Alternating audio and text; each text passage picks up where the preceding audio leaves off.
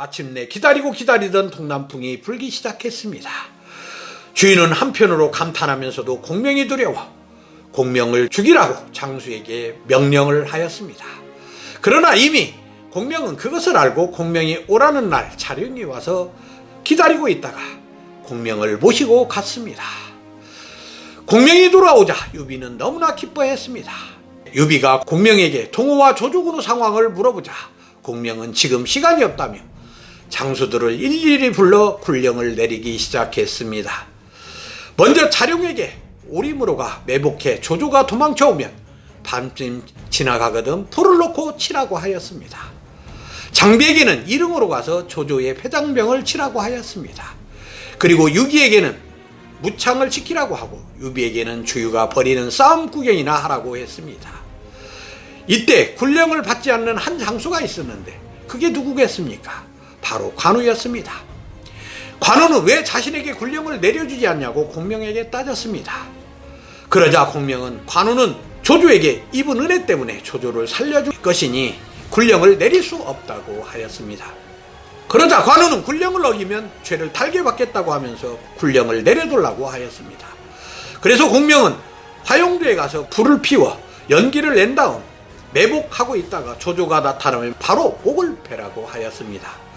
관우가 왜 연기를 피우냐고 묻자 공명은 조조가 원래 계략이 밝아 자기 꾀에 자기가 넘어가는 사람이니 그가 연기를 보면 적이 위계를 쓰는 것이라 착각하고 죄꾀에 넘어갈 테니 걱정 말라고 하였습니다.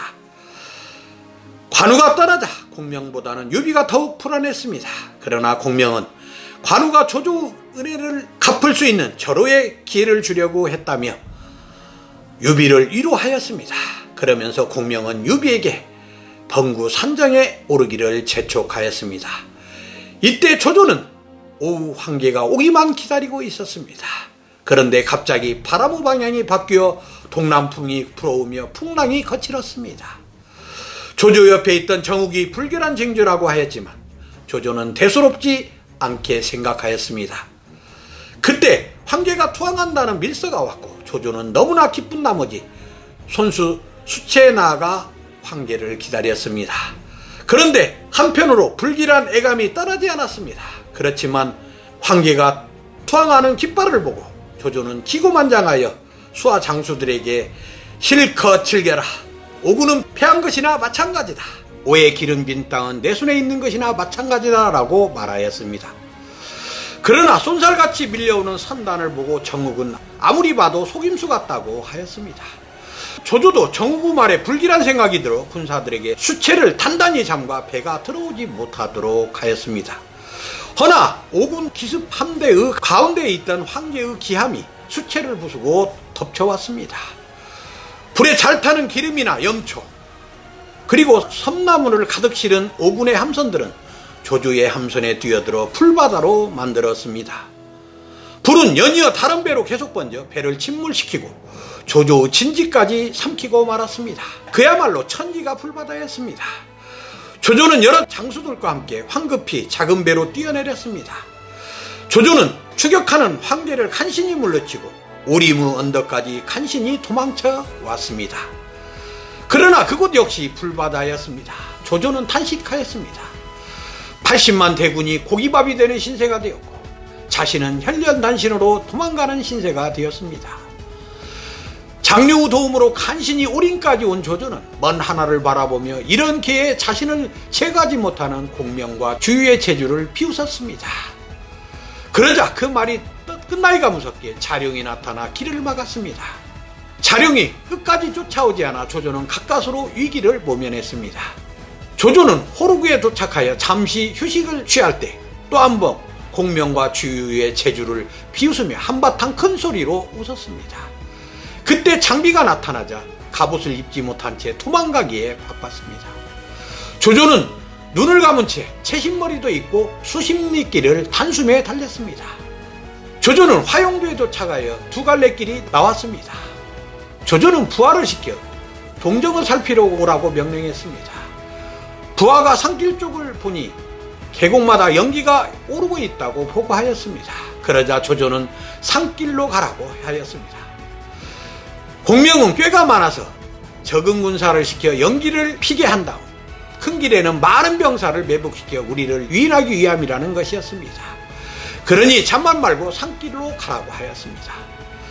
산길은 너무나 험난하여 조조의 군사는 악종부터하며 겨우 가장 험난한 곳을 넘어섰습니다.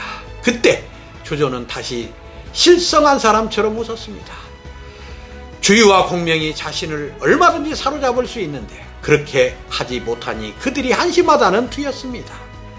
조조가 어깨까지 흔들며 웃을 때 천지를 흔들며 관우가 저토마를 타고 나타났습니다.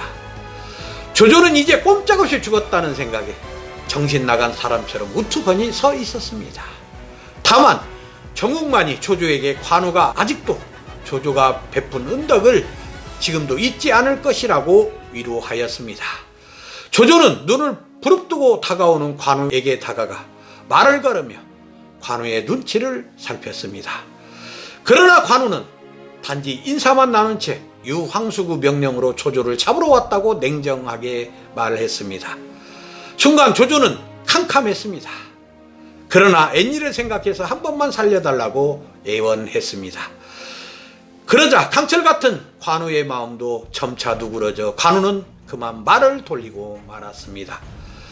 조조는 관우의 마음을 눈치채고 재빨리 달아났습니다. 한편 조조를 살려준 관우는 스스로 군령에 따라 벌을 받으려고 했지만 유비의 간청으로 군령의 시행을 미루기로 하였습니다. 이처럼 조조는 자만심에 빠졌다가 참담한 패배를 하고 말았습니다. 물론 무슨 일을 할 때 자신감을 갖는 것도 중요하다고 생각합니다. 자신감이 없이는 어떠한 일도 하기 어렵기 때문입니다. 하지만 자신감이 지나쳐 다른 사람이 문제점을 지적할 때 그것을 방관하거나 무시한다면 그것은 자만심이 됩니다. 정욱이 처음 조조에게 화궁을 조심하여야 한다고 했을 때 그 말을 듣고 한 번쯤은 경청하고 대비했다면 이렇게 처참하게 패배하지는 않았을 것입니다. 허나 조조는 정욱의 말을 무시한 채 축배부터 들었으니 목숨만 건지는 처참한 패배를 하게 된 것입니다. 조조는 평상시 다른 사람의 말을 잘 듣는 편이었지만 적벽대전에서는 그렇지 못했습니다. 자기가 이길 것이라는 지나친 확신감에 사신이나 첩자의 말을 쉽게 믿고 정욱의 말마저 가볍게 넘기고 말았습니다. 게다가 자기 확신감이 지나쳐 동호는 이미 자기 것이라고 생각하고 김칫국부터 마신 것입니다. 결국 조조는 자만에 빠져 자신에게 홀린 것입니다. 우리가 실패할 때 보면 자기 체면에 걸려 다른 사람 말을 일체 듣지 않고 행동하는 것을 볼 수 있습니다. 그래서 자만에 대해서 그라시아는 다음과 같이 충고합니다. 자만을 보이지 말라. 자신에게 불만은 품는 것은 소심한 것이지만 자신에게 만족하는 것도 어리석은 것이다. 자만은 분별력이 없는 자의 행복이다. 세상은 언제나 자기 뜻대로 움직이지 않는다는 사실을 알아야 합니다. 예상이 빗나가 전혀 엉뚱한 일이 일어날 수 있습니다. 설마가 완전히 사람을 잡을 수 있는 것입니다. 그래서 지나친 확신감은 큰 물입니다. 확신감이 지나쳐 전혀 실패를 염두에 두지 않는 상태에서 운명이 뒤틀리는 날에는 재기의 불능의 상태에 빠질 수 있습니다. 그래서 그라시아는 다음과 같이 또다시 충고합니다. 어떤 일에서도 지나친 확신은 금물이다. 어리석은 자는 늘 지나친 확신에 사로잡히며 지나친 확신은 모두가 어리석은 짓이다. 판단이 그럴수록 고집만 세진다. 분명 자신이 옳을 때도 양보하는 것이 미덕이다. 우리는 어떤 일을 할 때 항상 안 될 때를 대비해야 한다고 생각합니다. 토끼가 맹수 공격에 대비해서 세 개의 굴을 파놓는 것처럼 우리 역시 실패를 대비하여 만반의 준비를 해놓아야 합니다. 그래야 제기할 수 있는 발판을 마련할 수 있습니다. 그렇지 않고 도 아니면 뭐라는 식으로 실패를 대비하지 않고 한 곳에 몽땅 투자하는 것은 참으로 어리석고 무모한 짓입니다. 여러분도 어떠한 일을 할 때 지나친 자만심에 빠지거나 지나친 확신감을 갖지 않도록 조조의 실패를 통해 성찰해 보셨으면 합니다. 감사합니다.